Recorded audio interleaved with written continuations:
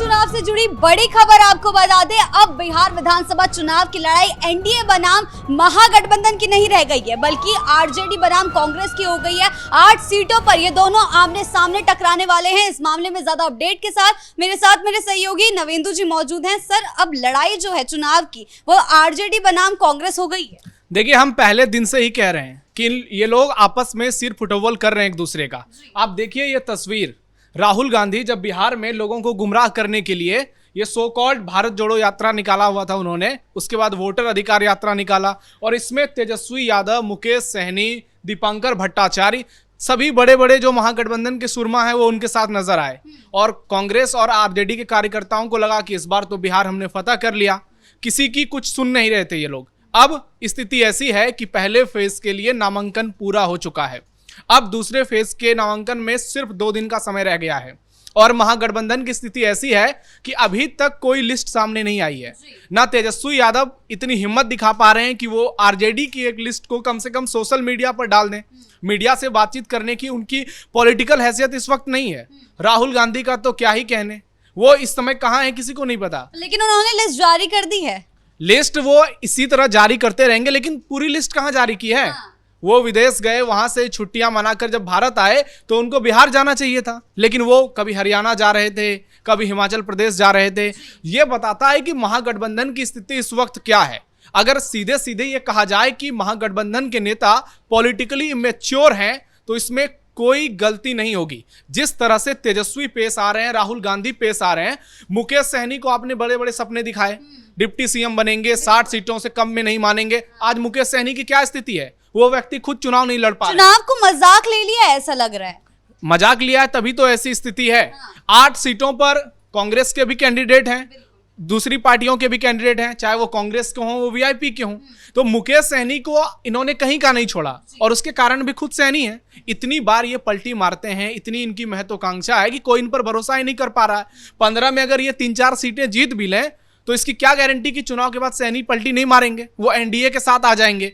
तो महागठबंधन में जिस तरह से राहुल और तेजस्वी ड्रामा कर रहे हैं, अंदर खाने तो ये बातचीत चल रही है कि दोनों के बीच बातचीत तक नहीं हो रही है। लालू परिवार कांग्रेस पर आग बबूला है और कांग्रेस लालू पर आग बबूला है। कांग्रेस ने कसम खा ली है कि आरजेडी को हराना है और आरजेडी ने कसम खाई कांग्रेस को हराना है। और ये लोग आपस में जिस तरह से कर रहे हैं, और एनडीए की ओर से देखिए आप नेताओं के बयान, अमित शाह देश के गृह मंत्री वो बिहार आकर कैंप कर रहे हैं, लगातार बिहार में हैं, वो छोटे छोटे मुखिया लेवल तक के लोगों से मिल रहे हैं। आप देखिए कि कितना सिंसियर है एनडीए गठबंधन। दूसरी ओर ये लोग आपस में एक दूसरे से बात तक नहीं कर रहे हैं। आप तेजस्वी यादव जब नॉमिनेशन करने के लिए गए तो उनके साथ लालू प्रसाद यादव नजर आए, उनकी माता नजर आई, लेकिन क्या उनके साथ राहुल गांधी नजर आए? क्या उनके साथ सहनी नजर आए? दीपांकर भट्टाचार्य नजर आए?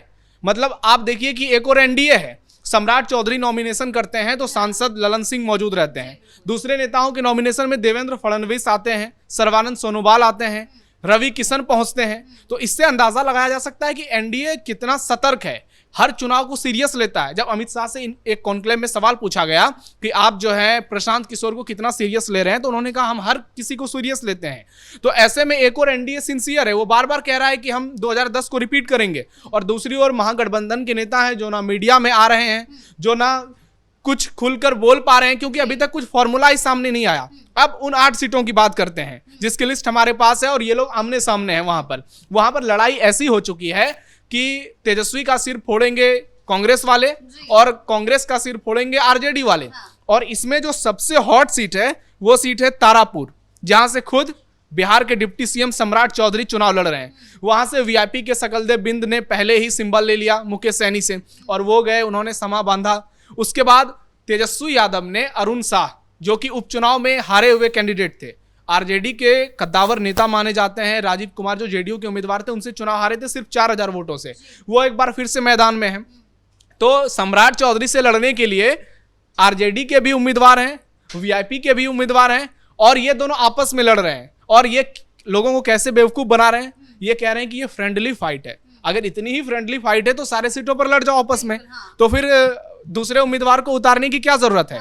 तो तारापुर एक ऐसा इलाका है जो कि सम्राट चौधरी का गढ़ रहा है, वहां से उनके पिताजी 6-7 बार के विधायक रह चुके हैं, शकुनी चौधरी। वहां पर आप इस तरह से आपस में लड़िएगा तो कार्यकर्ताओं में क्या संदेश जाएगा? महागठबंधन का कोई भी कार्यकर्ता एकजुट नजर नहीं आ रहा है। कांग्रेस वाले आरजेडी की सभा में नहीं जा रहे, आरजेडी वाले कांग्रेस के नॉमिनेशन में नहीं जा रहे, तो इससे स्थिति का साफ आकलन पता चल रहा है। अब दूसरे सीट की बात करते हैं, वैशाली। आरजेडी से अजय कुशवाहा और कांग्रेस से संजीव कुमार, इन दोनों ने नॉमिनेशन कर लिया। और वैशाली वही जिला है जिसके अंदर राघोपुर की सीट आती है, तेजस्वी यादव की। तेज प्रताप अलग लड़ रहे हैं, तेजस्वी अलग लड़ रहे हैं, एनडीए के मजबूत उम्मीदवार हैं वहां से, तो ऐसी स्थिति है वहां पे। फिर बात की जाए बछवाड़ा सीट की, यहां से सीपीआई के अवधेश राय हैं और कांग्रेस के गरीबदास हैं। ये दोनों आपस में एक दूसरे के दुश्मन बन चुके हैं। इसके अलावा गौड़ा बोराम, ये बहुत हॉट सीट है क्योंकि यहां से बीजेपी की ओर से कौन लड़ रहे हैं चुनाव? सुजीत कुमार, जिन्होंने कि इनकम टैक्स से इस्तीफा दिया, प्रिंसिपल कमिश्नर के वो पद पर थे। और हम जब गौड़ा बोराम गए थे भी कुछ दिनों पहले, तो वहां जो लोगों से बातचीत की हमने, उससे यही पता चला कि आरजेडी और कांग्रेस में जबरदस्त लड़ाई है वहां पे, क्योंकि वो इलाका मुकेश सहनी का है। मुकेश सहनी वहां से खुद चुनाव लड़ना चाहते थे, लेकिन आरजेडी ने अफजल अली को पहले ही उतार दिया, जो कि पिछले बार चुनाव में वहां की विधायक स्वर्णा सिंह से चुनाव हारे थे। तो अब देखिए कि स्थिति ऐसी है कि वहां इफ्तिकार आलम ओवैसी की पार्टी से भी चुनाव लड़ रहे हैं, तो वीआईपी भी लड़ेगी, ओवैसी की भी पार्टी लड़ेगी, कांग्रेस भी लड़ेगी, तो यानी एनडीए क्लीन स्वीप करेगा। और सुजीत कुमार हो सकता है सारे रिकॉर्ड को तोड़ दें इस चुनाव में।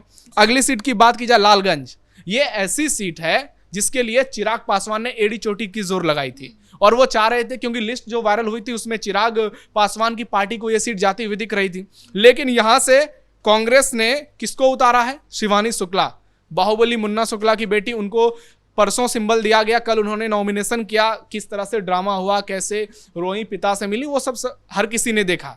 वहां से कांग्रेस भी है, आरजेडी भी है।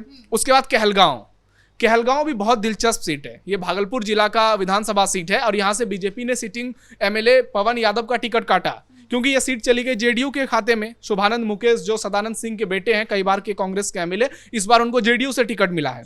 और वहां पे खेला क्या हो गया है? कहलगांव से आरजेडी ने रजनीश यादव को उतारा है और कांग्रेस ने प्रवीण कुशवाहा को। रजनीश यादव कौन है? तो उनके पिताजी संजय यादव झारखंड सरकार में मंत्री हैं, क्योंकि उनका घर है कहलगांव, इसलिए उनके बेटे को टिकट मिल गया। और प्रवीण कुशवाहा वो सुल्तानगंज से कोशिश में लगे हुए थे, वहां से नहीं मिली टिकट, पटना साहिब से कोशिश में लगे हुए थे, वहां से नहीं मिली, और फाइनली उनको सिंबल दिया गया कहलगांव से। और रोसड़ा की एक सीट है जहां से सीपीआई उम्मीदवार लक्ष्मण पासवान के सामने कांग्रेस के बीके रवि हैं। तो आप देख लीजिए कि 8 सीट ऐसी है जहां पर आपस में कांग्रेस और आरजेडी के लोग लड़ रहे हैं। तो ये एनडीए से क्या लड़ेंगे? सवाल यही है, लोकतंत्र की बात करते रहते हैं, लेकिन ये मजाक बना रहे हैं लोकतंत्र का। चुनावी प्रक्रिया जो है वो बहुत महत्वपूर्ण मानी जाती है। देखिए, राहुल गांधी अपने आप में मजाक है, वो व्यक्ति राजनीति के लिए बना ही नहीं है।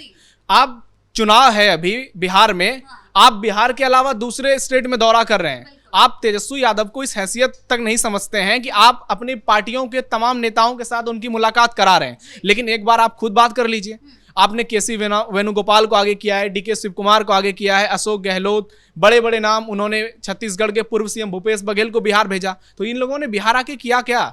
ये लोग आपस में अगर इतना भी कंट्रोल नहीं कर पाए, कृष्णा अल्लावरू को कांग्रेसी कार्यकर्ताओं ने दौड़ा दिया, पटना एयरपोर्ट पर मारपीट की तस्वीरें हर किसी ने देखी, तो इससे अंदाजा लगाया जा सकता है कि लोकतंत्र के बारे में सिर्फ चिल्लाने से कुछ नहीं होता है। और राहुल गांधी ये मान चुके हैं कि बिहार चुनाव कांग्रेस पार्टी बुरी तरह से, उसकी तो स्थिति बदतर है, महागठबंधन हार रहा है, इसलिए राहुल चाहते हैं जब हार ही रहा है तो क्यों तेजस्वी यादव को इतनी सीटें आ जाए कि तेजस्वी का फिर से जयकारा होने लगे। तो राहुल को लगता है कि अगर बिहार में तेजस्वी थोड़े भी स्ट्रांग होते हैं तो फिर सेंट्रल में उनको चुनौती मिल सकती है, इसलिए वो सरेंडर किए हुए हैं। और तेजस्वी यादव को लगता है अगर कांग्रेस को 2-4-10 सीटें आ गई तो फिर कांग्रेस जो है हमको आंख दिखाएगी, इसलिए इसको जैसी स्थिति में है वैसे ही रहने दो। और आप देखिएगा कि बहुत जल्दी ये खबर आएगी कि ये महागठबंधन जो है वो चुनाव से पहले पूरी तरह से टूट गया है। जिस सोनिया गांधी की सरकार बचाने के लिए लालू यादव छाती ठोक कर आगे खड़े होते थे, अब स्थिति कुछ ऐसी होने वाली है कि राहुल और तेजस्वी एक दूसरे के सबसे बड़े सियासी दुश्मन बनने जा रहे हैं। जी, बहुत बहुत धन्यवाद आपका इन तमाम जानकारियों के लिए। तो चुनाव से पहले महागठबंधन पूरी तरीके से बिखरता हुआ नजर आ रहा है। जहां जनता के सामने विपक्ष को मजबूती से खड़ा होना चाहिए था, एनडीए के सामने लड़ना चाहिए था, वहीं महागठबंधन आपस में लड़ रहा है। 8 सीटों पर तो सियासी संग्राम छिड़ा हुआ है। आगे चलकर क्या कुछ होता है, कितना बिखराव हमें और देखने को मिलता है, इस पर हमारी नजरें जो है बनी रहेगी। ब्रेकिंग न्यूज में फिलहाल इतना ही। कैमरा पर्सन कुणाल के साथ मैं शिवानी रतूड़ी, कैपिटल टीवी बिहार।